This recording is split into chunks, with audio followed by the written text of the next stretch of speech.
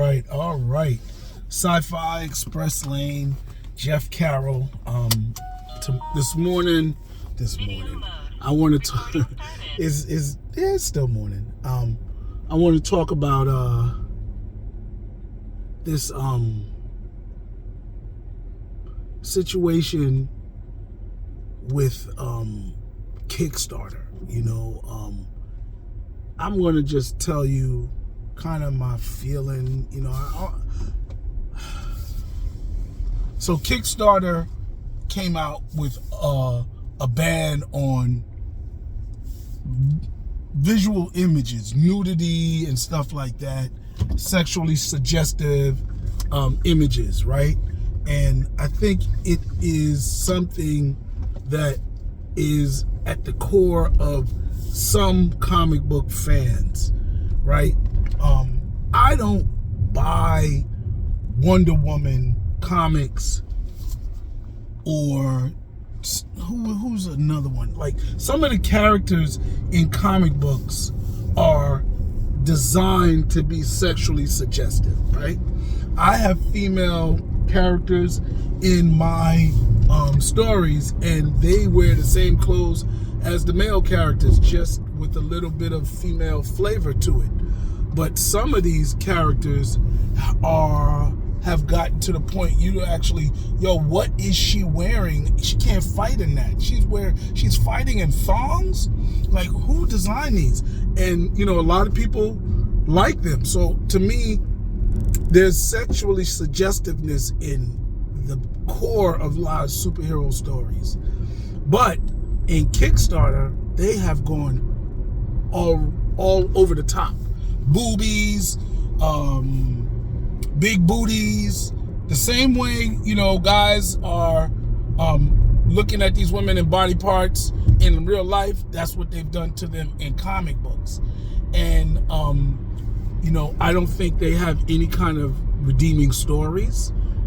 Because I don't read them because I'm a story person in general. I mean, I like women and I'm, heterosexual, but I'm not buying a comic book or going to a movie just because of a good-looking, voluptuous woman. That's not to me. That's not me. But there's a lot of people that do it, what do you call it? They will have $30,000 Kickstarters, and I think the ban, I support morality, right?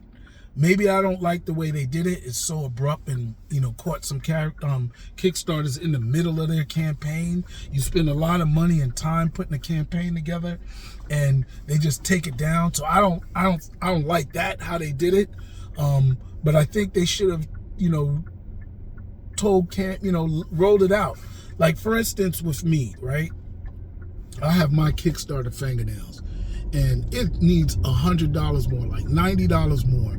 And I don't understand what's going on. I tried to do a clean comic book, a wholesome stuff, Scooby-Doo fun with my energy in it, probably some of my best writing, and it's struggling, right?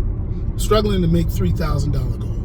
Now, as young girls, I wasn't going to show them nude, but that doesn't stop some of these comic books. They do manga. They have manga has no limits, especially if you go to Japan.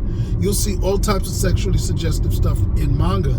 So when it comes to America, I don't know how old Sailor Moon is. You know what I'm saying? I don't know how Jujutsu Kaisen is, but they're wearing mini skirts and they, do a lot of high kicks, and, almost every aspect of a woman can be sexualized, right?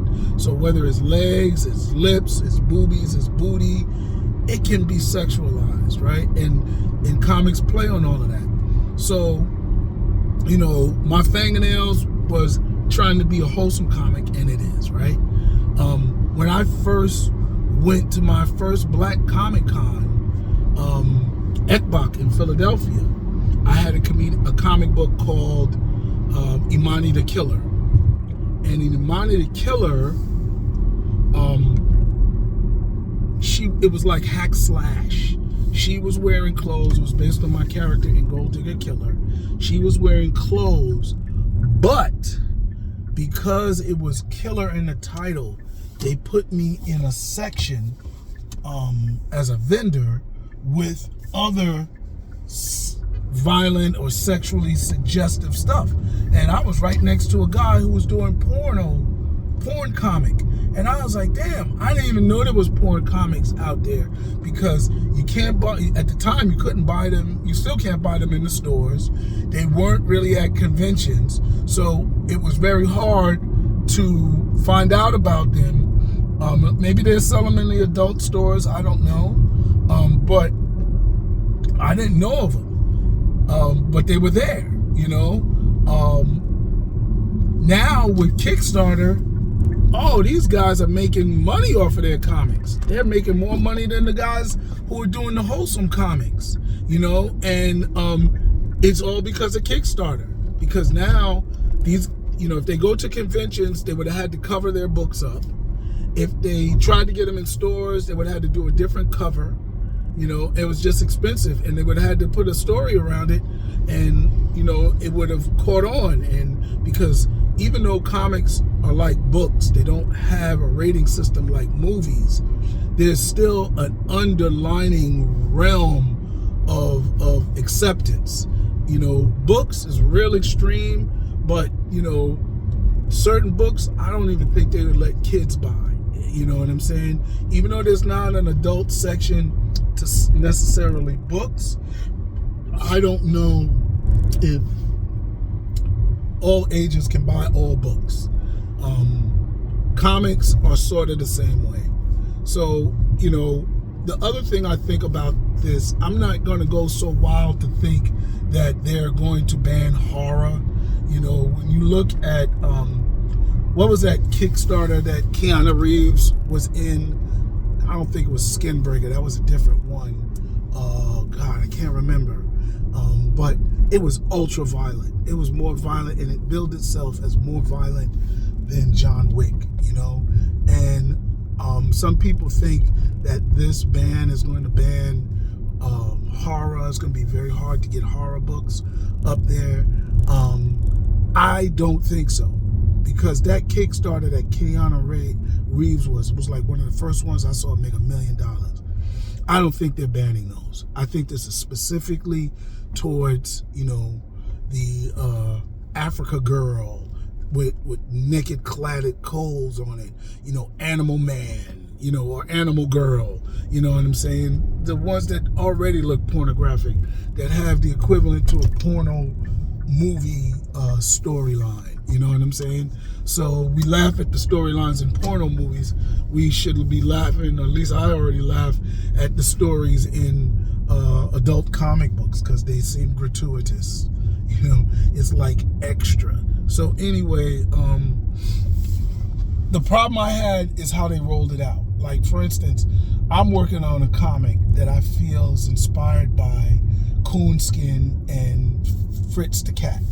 And this comic book is going to have nudity in it. It's going to have violence in it, probably even sexual violence in it, but it isn't, and it's going to be adult. It's like my first adult comic, but the images aren't, you know, scantily clad women, you know what I'm saying? It is, I don't know how to say, probably, you know, like Fritz the Cat. You know what I'm saying? It's a political message story, because it comes from me, and is, you know, I got adult language in it. There's cursing in it. It is what it is. But, you know, to me, I think it's worth it. So now it's going 100 pages, right? I already commissioned the artist to do it. Now we're at page, I think he's at 20 of the 100. I just finished writing the script, finishing up writing the script for the second book, and then I'm going to do the third and fourth book. But at the end of the day, yo, come on now, this book is costing me over $3,000 to get it done. I'm doing, you know, longer books. I'm trying to grow my company, and, you know, I'm depending on Kickstarter. Kickstarter is like 40% of my business. If I would say 40% is Kickstarter, 30% is going to conventions, and maybe I sell something else somewhere else. I don't know where else I sell my books, but Kickstarter and conventions are how I make my money back. So you're taking that and you're cutting, something in half when, if you'd have let me know. But I mean, this is going to take me a year to get this book out anyway. So it's really set up for 2027. But still, and I hope, by that time, Kickstarter will know what it's doing. And also, for the nude comics, if I have to go that route, there'll be a platform set up for them. But anyway, that's kind of it. This is Jeff Carroll, sci-fi writer, Sci-Fi Express Lane. I just want to address this paranoia with the new Kickstarter rules and regulations. This is my take on it. It's not a long take, but I did want to get to all of my points. Please give me a comment, like, subscribe, and share. Peace.